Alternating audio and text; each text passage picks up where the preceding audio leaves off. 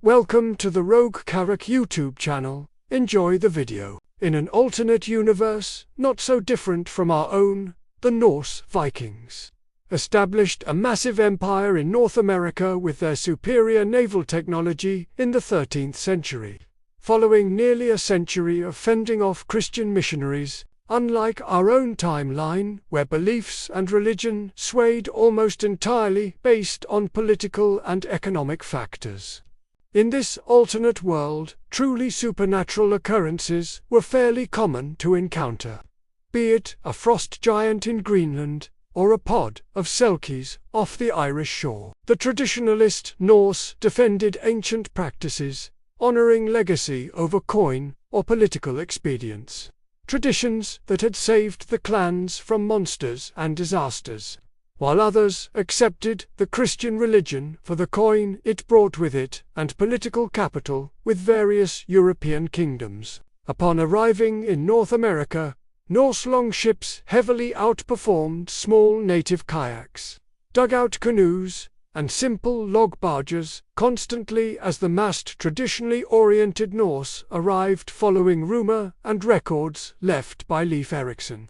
The mighty longships allowed them to explore and conquer the vast coastline and rivers of this new land, subjugating, absorbing, allying, or melding with the native populations and establishing settlements from Greenland to Nova Scotia. These early settlements were often comprised of multiple longhouses, surrounded by a wooden palisade dotted with watchtowers, and at least 2 piers for longships to be tied off to.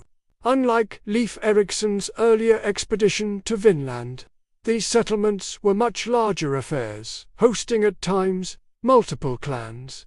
Hardened by a century of fending off Christian-backed European forces, and even kinsmen bought with Catholic coin, the Norse settlers started settlements with fortifications first. This seemingly paranoid standard proved pragmatic around more hostile native tribes.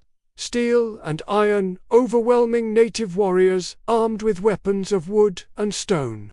In less hostile areas, as the Norse colonists settled in, they built bonds with native tribes as clan and tribal cultures paralleled each other, further cemented as the tradition-keeping Norse colonists, unlike the Christian converting masses back in the Nordic European kingdoms, still knew the monsters of the past to have been real, rather than made-up legends and stories.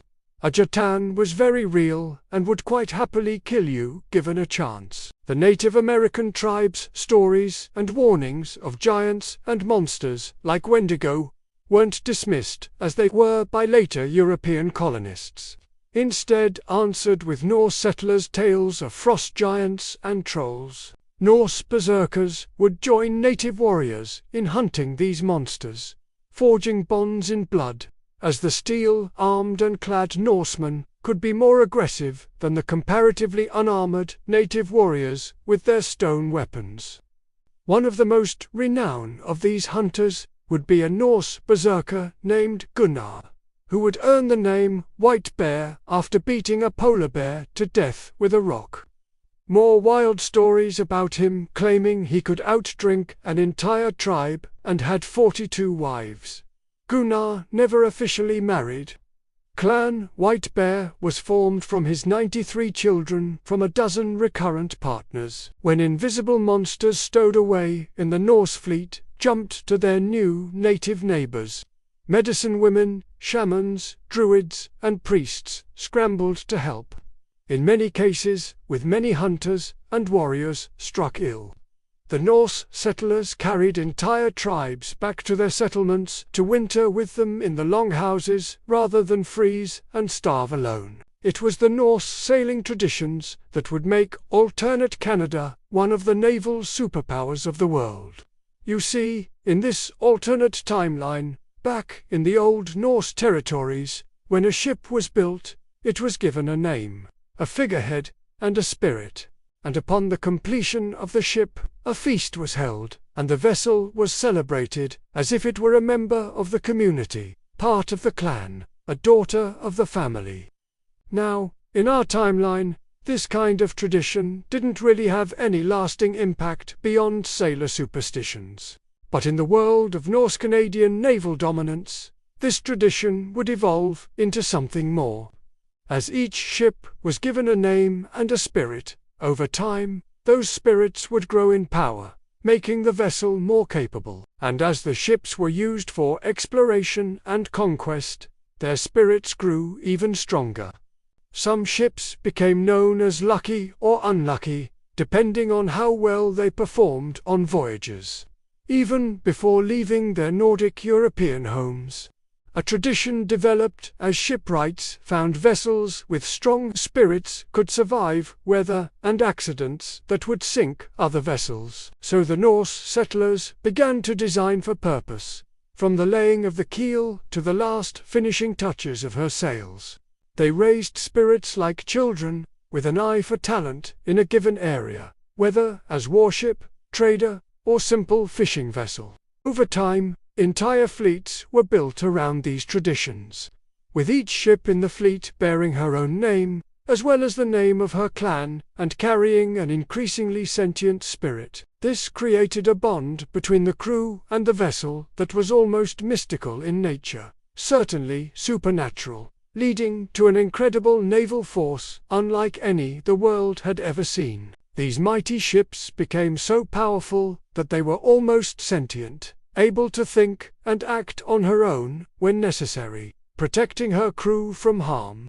Most frequently, even if rarely noticed, was a tendency for powerfully spirited vessels to narrowly clear rocks and other obstructions that could damage the hull or throw sailors from the deck. This tradition continued in the New World unnoticed by European powers for centuries. And so it was that the alternate Canadian Navy grew to become one of the most feared and respected naval forces in the world. Their ships were not just vessels of wood and iron. They were mighty, intelligent warships, each one a living, breathing entity with a will of its own.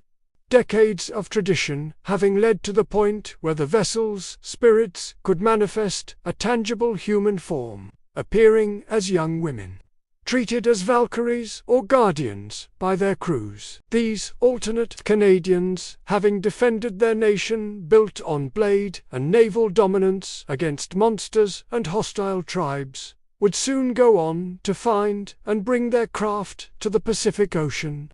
Longships ventured down the west coast. A trading settlement started in what we know as the San Juan Islands. A fort was built further south near the mouth of the Columbia River. The Norse settlers wandered as far south as what we know as Baja California, though they didn't hang around deciding it was a bit too far of a distance for regular trips. It would be several decades before the longship had evolved enough to safely take into the open ocean of the Pacific. In the intervening years, many expeditions would map the American coastlines, from the frozen north all the way down to Cape Horn. Once the Norse-American longship had evolved enough, they set out into open water, seizing islands for ports, and a variety of exotic treasures that the European powers would prize decades after the Northerners had established their trade routes on their sentient vessels. This new nation of Norse and Native Americans would be the first to encounter the Pacific Islanders, who would baffle later Spanish explorers when they were discovered to be in possession of European objects, including a Norse sun compass and a steel dagger. Progressive evolution of the longship design would eventually reach as far as China and India, following a route over the top of what we know as Canada, along the Aleutian Island chain, and then down the Asian coast and around the Korean peninsula. Metalworking skills passed down from their Norse ancestors and gunpowder recipes acquired trading in China allowed for the creation of their own firearms in the Canadian Empire. However, unlike the European powers who transitioned to brightly colored uniforms and long, smooth-bore muskets, best wielded in massed, tightly packed formations, against other soldiers in similar formations, The Canadian Army continued to learn blade work, with axes, swords, and long daggers, exchanging wood and iron shields for compact flint-fired pistols wielded in the offhand. Meanwhile, on the other side of the Atlantic, the Spanish set out to explore the New World as the 15th century came to a close. Columbus arrived in the Caribbean, where he enjoyed a technological edge over the natives, mistaking their stories of the storm men as some local mythology, unaware that the island natives had tried to, in fact, warn him about the Norse American squadrons that occasionally wandered down from Vinland. Columbus returned home to Spain. He told tales of his success and the local primitive Indians who'd given him gold, used stone tools, and boasted nothing larger than a log raft for a vessel. But, as following Spanish explorers sailed along the coast of what would become the northern United States, they were utterly terrified by what they found. For guarding the shores were the most fearsome vessels the Spaniards had ever seen. Technologically similar, if not superior, supernatural giants, faster and more maneuverable than any vessel of wood and iron that size had any right to be, crewed by fanatics willing to fight to the death for their vessels, with a certainty that to die in such a manner guaranteed a seat in Valhalla. It would take the might of the Royal Navy and Spanish Armada to stake their claims to colonies far to the south, around the Gulf of Mexico as we know it, and up into the region we know as the states of Georgia and Florida. Jamestown in Virginia would manage to establish itself by sheer accident in 1607. Norse American patrols somehow missing British supply vessels to the colony for several years, allowing the colony to firmly establish itself. Early British attempts like Roanoke Island disappeared sometime before 1590, assumed to have been captured or rescued from disaster by Canada and absorbed into the empire. The Norse American nation didn't really consider itself a singular entity, rather a conglomeration of agreements between Norse colonial clans and Native American tribes. Maple sap, discovered to be sweet, and importantly, not defended by spiteful stinging insects, became a significant trading staple, and the reasonably distinctive and traceable maple leaf became a common symbol, initially as a label of what was in the jars, before spreading to a decorative symbol as well. When the Canadians noted a seeming obsession with flags among European powers for claiming land, the Canadians began using scrap cloth with the maple leaf decoration as a flag. The maple designs, decorative, spread across the clans and tribes, preventing offense from perceived favor of any clan or tribes. Symbol being used, early European explorers would learn and then mispronounce the native Iroquois word Kanata as Canada, assigning it as a name to the unexpected empire of naval might and steel in the New World, where wood and stone were the material most tribes made tools from. The 200-plus-year-old longship Spirit, Ragnhild, would sail from place to place, holding impromptu Kingsmoot-type gatherings where grievances were aired. Trade negotiations sealed and emergencies were solved, as word of more and more Europeans turning up trickled north from tribes to the south. The Norse-American coalition closed ranks and solidified into a unified nation, rather than risk Ragnhild's health to a freak Wendigo attack or natural disaster. Her hull was housed in the basement level of a dedicated longhouse in Vinland, and chieftains and jarls, or their representatives, would travel to meet her instead. Commonly living in variations of longhouses, the people Europeans called Canadians referred to themselves in a variety of dialects as people of the longhouses, one of the first translations between Iroquois and Norse dialects having been what a longhouse was called.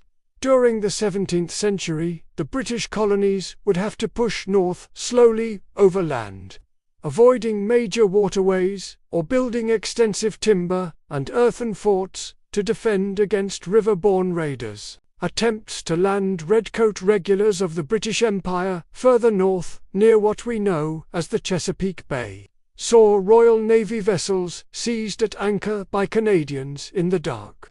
As Viking and Native American raiding traditions were employed to burn the British supplies and drive the British expedition back south. By the time the British colonies held their tea party in the harbour of fortified British northern frontier town, Boston, Canadian soldiers were recognized for their rain-resistant grey greatcoats, numerous flintlock pistols, and common swords or boarding axes. Despite being initially rattled by their encounter with the Canadians, the Spaniards decided to instead push south to explore, and, as the Spanish discovered the Aztec and Inca empires to the south and faced off with warriors armed with stone weapons, and none of the disease resistance the Canadian Empire inherited from their Norse ancestors, the Spaniards set about gathering gold to send back to Spain, and the Canadians took interest. Canadian frigates, made of oak and ironwood, and guided with supernatural favor, began to ambush Spanish treasure galleons. The lumbering Spanish vessels guarded by Spanish regulars armed with muskets floundered as Canadians armed with blades and multiple flintlock pistols each attacked with little warning, the spirits of their ships guiding their hulls into ranges no European navy would ever attempt without plans for a collision. Word soon spread across Europe about Spain's discovered treasure, and not long after that came stories of Canadian attacks. In less than 2 years, the Caribbean seethed with pirates, privators, and European army regulars, armed not in the European tradition, with muskets and bright uniforms, but in the Canadian manner, with rugged clothes, blades, and as many pistols as a man could manage and afford. The age of piracy set in, and near anyone's ship was fair game. European navies and the East India Company constantly seizing each other's ships and pushing them into service, frequently with rushed name changes. The exception to this was, of course, the sentient fleet of Canada. Outfighting a Canadian vessel was nearly impossible, as she actively aided her crew. Only a few captains ever managed to seize a Canadian vessel at great cost, and tormented by her wrathful spirit.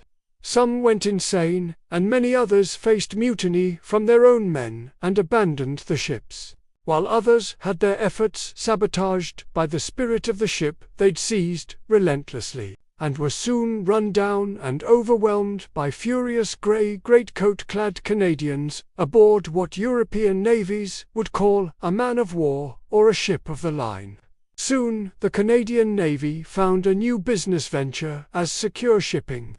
For enough gold, European countries could hire Canadians to move cargo or passengers for them, and avoid having to deal with pirates or rival navy intercepts. One notable instance of the Canadians performing this service occurred when word got out about a planned attack against Tortuga by the Spanish.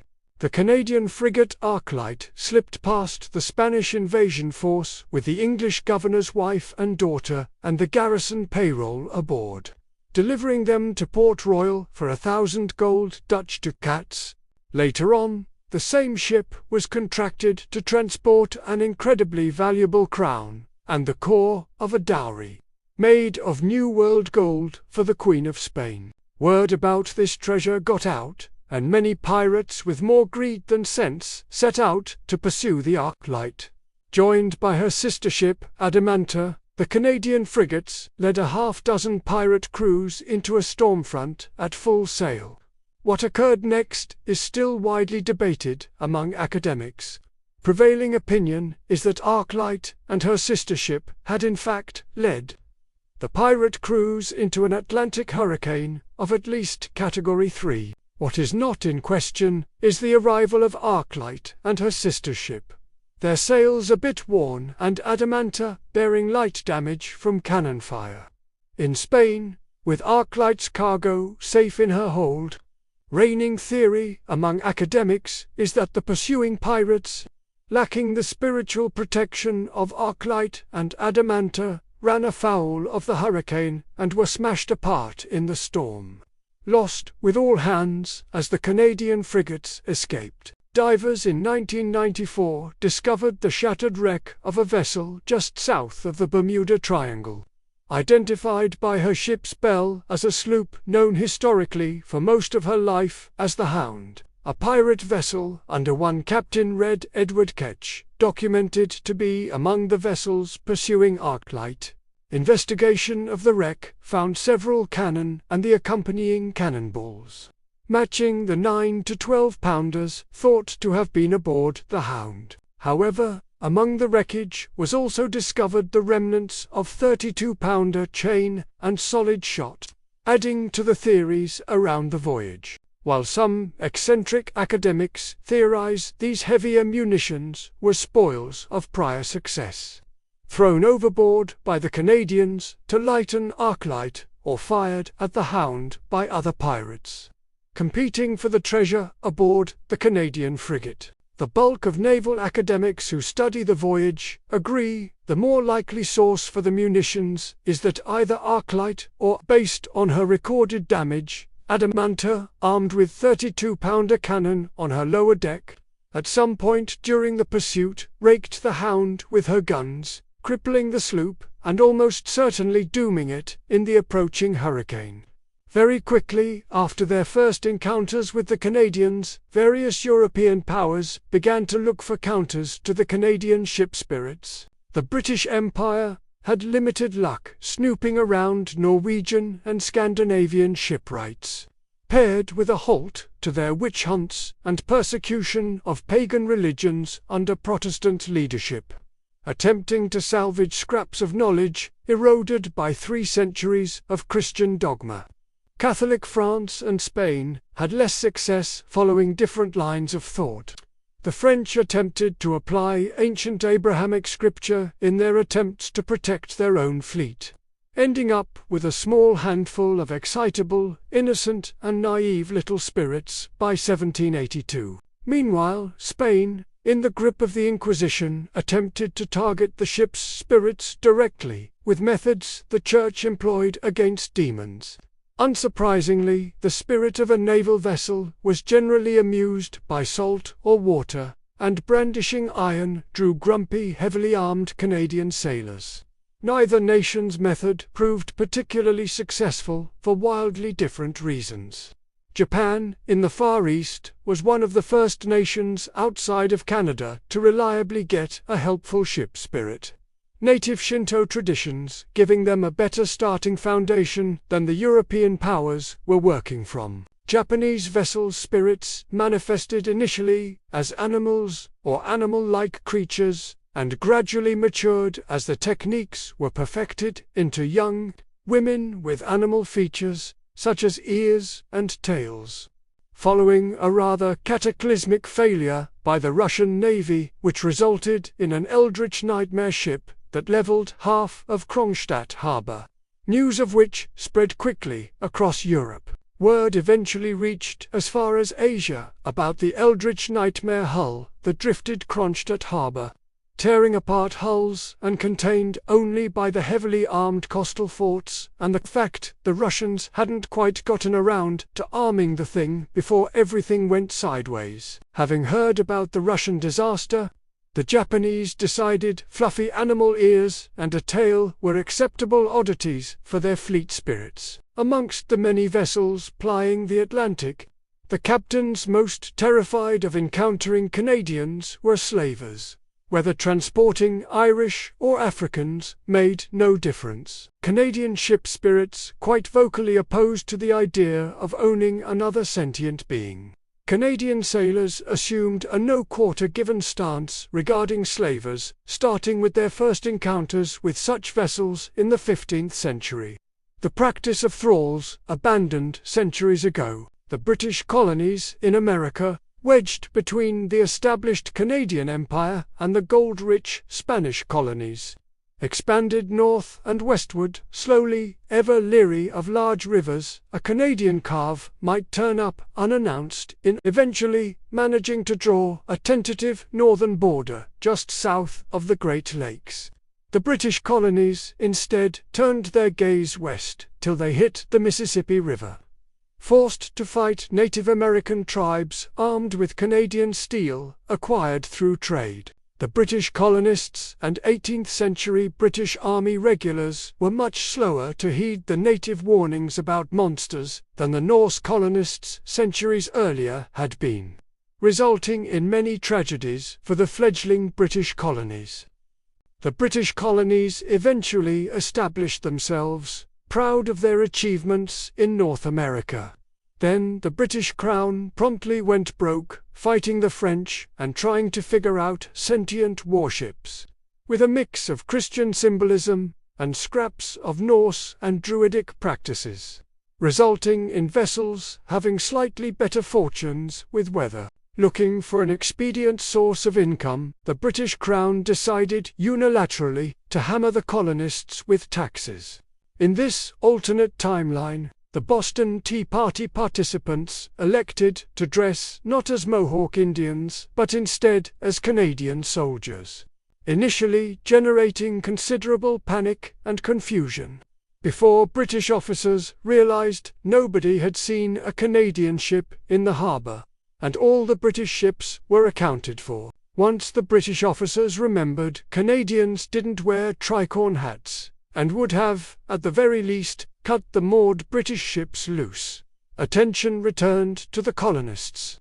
Canadians, for the most part, simply stood by and watched the ensuing Revolutionary War, with a small handful of ships encouraging their crews to do a spot of privateering for the infant United States, demonstrating the British ship spirit. Attempts still needed a lot of work. The Canadians' biggest contribution was in fact to how the Continental Army elected to fight, modeling their military training after Canadian staples: raiding, incapacitate the enemy officers, and never let the enemy dictate the fighting location. The Canadian Marines and Guard, with no standard conventional army to speak of, turned up to fight in one of two flavors: grey-clad Marines turning up unannounced at odd hours to steal things, burn property, and kill people before disappearing again, or the tan-clad Guard who have their surroundings memorized and pre-ranged from a fortified position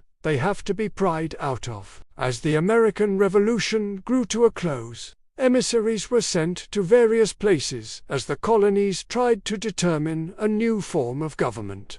Some of these ambassadors, sent to Canada, were the first to document the Canadian government structure properly. Canada has been a consistent constitutional congressional monarchy for as long as anyone can find since it was established as a nation, ruled by the ancient longship spirit Ragnhild as queen, and organized by an expansive, adaptable document similar to the Magna Carta or U.S. Constitution outlining the rights of citizens, clans, and tribes, condensed from hundreds of agreements between various clans and tribes, traditionally found hung or inscribed in full behind Ragnhild's throne. The chieftain or jarl of each recognized tribe or clan has a voice in the Canadian Congress. 10 existing clans or tribes have to recognize a new clan or tribe for it to be added to the Congress.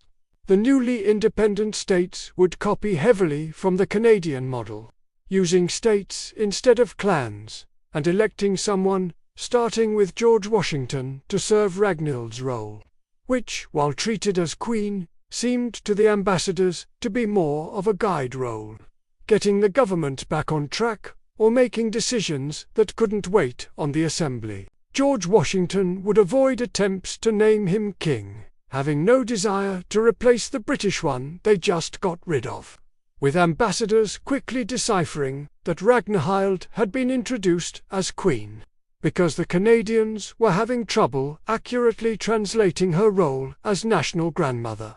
Canada's essentially immortal matriarch, considered the grandmother of every other ship spirit in Canada, with every clan and tribe obligated to contribute to the fleet, either independently or collaboratively sponsoring new ships. The nascent United States had fewer initial expectations of the states, and decided the office of the executive would be filled in a cyclic, elected manner, answering to the titles of President and Vice President.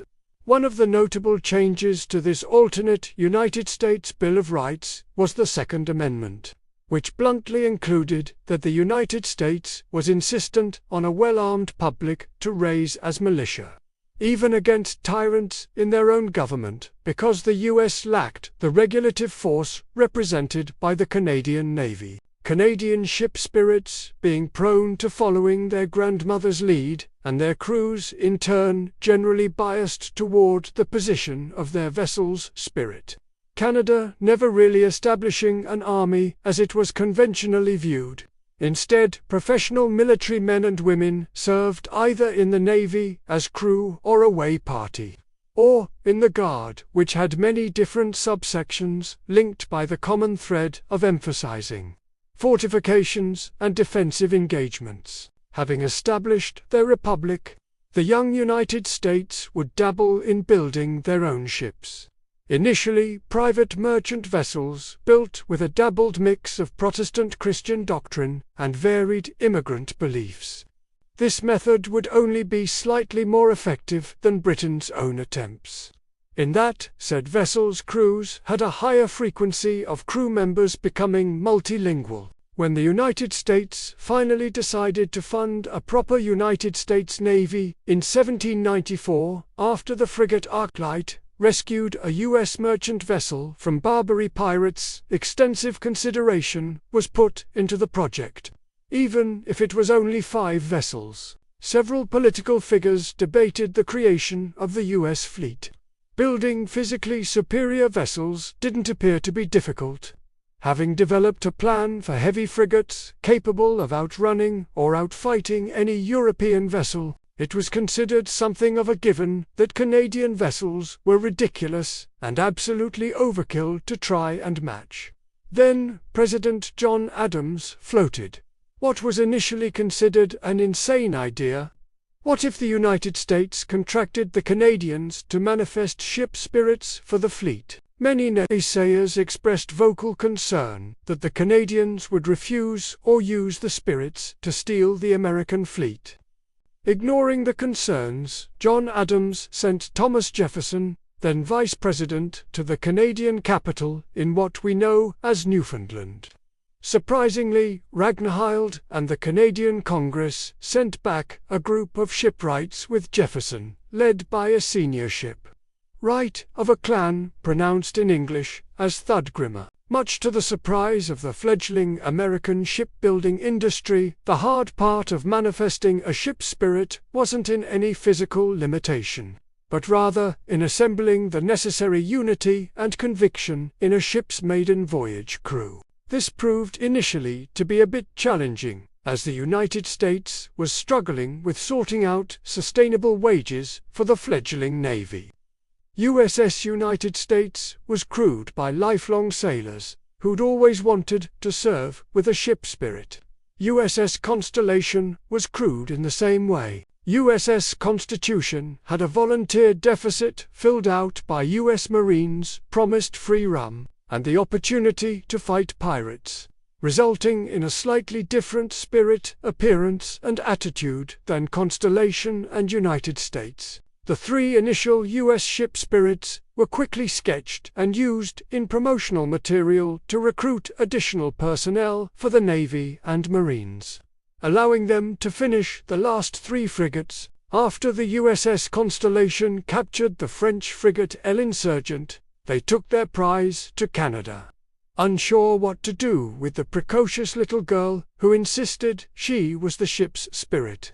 With the help of CNS Arclight, USS Constellation managed to fix whatever the French had fumbled, allowing USS Insurgent to grow up. The United States maintained only 7 ship spirits, the 6 US-built heavy frigates, and the acquired USS Insurgent, The fledgling United States warned that a manifested ship couldn't be stuffed in storage like an inanimate object. An ignored spirit would go crazy or start to fade with neglect. A condition that would be realized in some European nations during political upheavals.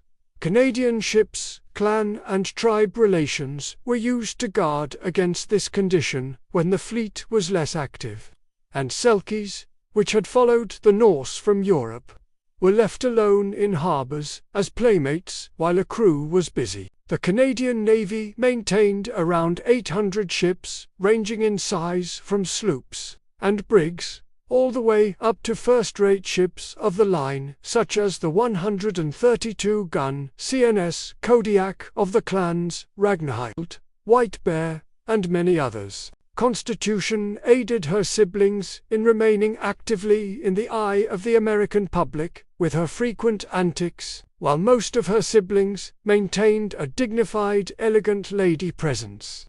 Constitution, with her partial marine maiden crew, had a tendency for mischief, including a favorite game in which she would drink sailors under the table on a bet.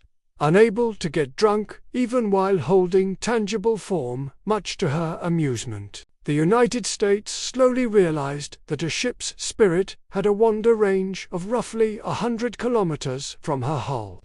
A little over 62 miles of wiggle room, where a spirit could pretend she was human, barring an ability to become etheric and intangible at will or vanish completely back to her hull. Rather unsurprisingly, this skill was quickly exploited by the Navy to bring United States, Constellation, Congress, and President to balls and state functions to leverage money for the Navy. Chesapeake deemed too easily distracted, and Constitution doing her own recruiting, with many losers of her rigged betting game joining the Navy or Marines. As the United States sorted out their Navy, the Canadians mapped southward from the initial northern passage route they'd first discovered. The Canadians pushed south till they found the Great Plains, lacking timber for ships or elaborate waterways to simplify transport. The Canadians set their own southern border, noting discoveries like the Yellowstone supervolcano. The Canadians would decide to use the river we know as the Columbia as a marker for their southern border on the Pacific side, drawing a roughly straight line across from the Columbia to the Great Lakes as a southern border claim. USS Constitution would cause another upset when, in 1804, after a mishap with her sister ship, USS President, she refused a plan to fit a figurehead of Andrew Jackson to her hull. Her crew agreeing with her that if anyone should be the figurehead on the frigate, it should be the likeness of Constitution herself. She would justify herself by pointing at CNS Arclight, which, following an overhaul, bore a figurehead of her own likeness. As the U.S. mobilized to fight the Barbary pirates, Constitution's tendency for mischief was exploited for early political cartoons to drive Navy recruitment. As tension with the Royal Navy rose in the West Indies, the Navy cartoons pivoted to target them as well. America's first major ship crisis followed the Arclight Leopard pursuit. USS Chesapeake got to watch CNS Arclight of Clan White Bear chase the HMS Leopard into the open Atlantic, in company with her sister ship Adamanta of the same clan. Months later, USS Chesapeake was captured by HMS Shannon after sniper fire incapacitated the captain. Several senior officers and Chesapeake's fairly green crew became overwhelmed, the smallest of the American-built frigates being particularly patient with newer sailors. Upon realizing Chesapeake was fully manifested and not protected by the alarmingly homicidal and massive squadrons of the Canadian Navy, she was pressed into British service. Now, HMS Chesapeake, frightened and alone in British waters, furious diplomatic negotiations broke out over Chesapeake's return. The 38-gun frigate having assumed the role of little sister among the manifested American frigates. The British, however, refused to give up their prize.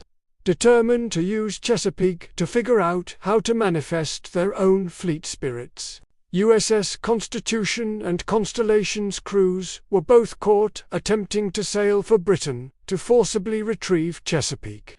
The two sitting for a painting in protest, unable to sail and seize their sister without their crews. The littlest of the American frigates finally returned home, after USS Insurgent vocally declared she would trade places with Chesapeake. The initially French frigate, much more comfortable serving in a fleet other than the one she was born into. USS Chesapeake was restored to the U.S. fleet and USS Insurgent became HMS Insurgent, finally providing the British with their first fully manifested frigate. Though they had to scramble an entire squadron to protect her as Prussian and Dutch privateers tried to seize the frigate on the way to Britain. With her crew finally released, and incredibly unhappy about the whole affair, USS Constitution went on a rampage, earning her old Ironsides moniker and putting a substantial dent in the Royal Navy's activities. A later incident with USS President was diffused when CNS Arclight made an appearance with Adamanta, leading a 12-strong squadron of Canadian warships, including a pair of Canadian third-rate ships of the line, Stella and Brave. With the Canadian Navy in play, the US-British naval war of 1812 came to an end. HMS Insurgent causing the HMS Victory to manifest a fabulously grumpy noblewoman who sassed her commanding officers endlessly. Insurgent eventually found her way back into French hands, her aging 40-gun hull deemed less important to Britain now that HMS Victory was merrily harassing the British Admiralty at every opportunity out of boredom. Her loss to the French, yet another topic for Victory to harass the British Admiralty about. The French, of course, celebrated Insurgent like a returning hero, momentarily diffusing the French political infighting. Before Insurgent, raised largely by an elected representative republic in the United States, and frequent visits with Canadian ports, promptly fell in with anti-monarchy sentiments, though she wasn't particularly enthused with Napoleon either. When Bonaparte turned back up in France, the once again L'Insurgent led a squadron of French frigates out to begin collecting a naval power base for a third option. Instead of the back and forth between the monarchy and Napoleon, given her own history in this alternate timeline, L'Insurgent went to the US and Canada for help, gaining the support of a primarily Canadian fleet accompanied by Constitution, Constellation, and Boston, which manifested after being recruited from storage with Insurgent's American crew. The crew used to operating on a manifested frigate, USS Chesapeake, leaping at the chance to help train French sailors still inexperienced at working with a manifested ship. With Canadian and American support, L'Insurgent gathered enough support and manifested hulls to build a power block in France around the Navy, leveraging their grip on maritime trade. Insurgents' naval-based faction would spend the next several decades mitigating the excesses of whatever government was currently in charge. Canada, in a bit of European power balancing, assisted the Dutch, Prussian, Italian, and once the Pope ordered them to quit trying to attack the Canadians, the Spanish in manifesting their first fleet spirits, disrupting Britain's scramble to assert themselves as the dominant navy in Europe. British Admiralty rather quickly realized they had slightly fumbled their plans by letting Insurgent go prematurely. While Victory could manifest other ship spirits, proper notes hadn't been taken regarding what exactly Insurgent had done, and the British found themselves having to raise precocious little girls, instead of supplied with battle-ready spirits like Victory had appeared following Insurgent's method. While Europe sorted itself out, with many European powers sending officials to take a look at the Russian failure, the United States worked on its government structures, and the Canadian Navy founded a pair of port cities, where in our world is the city of Anchorage and Prince William Sound. The Canadian Guard built and updated forts across Canada. Mineral discoveries out west, increasing Canadian wealth as work was put into mining and processing them. Unlike our world, or even the alternate United States later on, Canada spent more time melding and bringing Western tribes into the Canadian fold. Tension would rise between the US and Canada as the 19th century progressed. Canadian squadrons, interdicting slavers bound for and occasionally flagged out of the southern United States. The Canadian stance on slavers was firm and widely known. Many southern states and wealthy citizens called for intervention from the United States. Navy. The United States Navy, which continued to treat the secrets of how to manifest a ship's spirit as a federal secret, responded with an apathetic token force of non-manifested sloops and brigs. Vessels that could easily excuse beating a hasty retreat when 52-gun Canadian frigates turned up to seize slave ships at gunpoint. The U.S. Navy, fully aware that frigates like Constitution would almost certainly help the Canadian frigates instead of the slaver ships.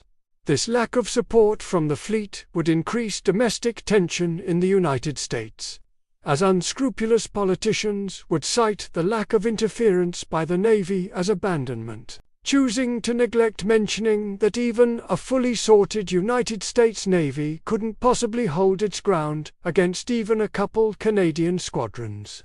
Concerned, the United States Navy moved the frigates United States, Constitution, Constellation, Congress, President, Chesapeake, Boston, and Macedonian north to Boston Harbor as a security contingency. USS Macedonian, formerly HMS Macedonian, was manifested following the Chesapeake incident as a taunt of the British. The cranky blonde spirit proudly assuming the role of Chesapeake's minder, as the American-built frigate increasingly assumed the role of training ship. Thank you for listening. Please like, comment, suggestions, and subscribe. Next time we will progress to Canadians' ironclads and the United States Civil War, and how the Russians tried to fix the Kronstadt issue.